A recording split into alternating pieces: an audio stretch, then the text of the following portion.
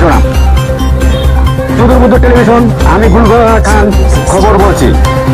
সংবাদের শিরোনাম: সাগরে ওঠার পানিতে ইলিশ মাছের মিডিল। সারা বাংলাদেশে হাঁসের বিশাল জনসভা, আবহাওয়া বার্তা এবং এখন সম্পূর্ণ সংবাদ প্রচার করা হবে। সাগরে ওঠার পানির মধ্যে ইলিশ মাছেরা মিডিল করেছে, তারা আর জেলের কাছে ধরা দিবে না। বাংলাদেশের মানুষ ইলিশ মাছ ধরার পর তারা বাইরে রপ্তানি করে দেয়। বাংলাদেশের অসহায় গরিব মানুষরা ইলিশ মাছ খেতে পারে না।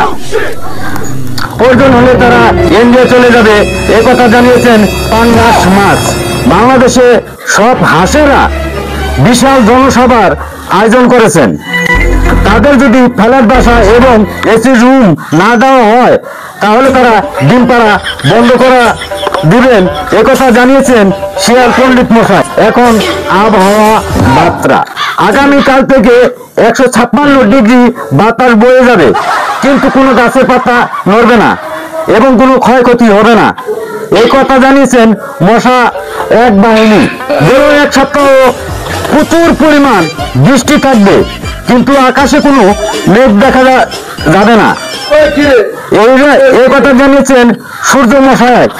আজকে প্রচুর পরিমাণ রোদ থাকবে, কিন্তু বৃষ্টির কোনো আবহাওয়া চিহ্ন পাওয়া যায়নি, এই কথা জানিয়েছেন হুলকুলকা খান।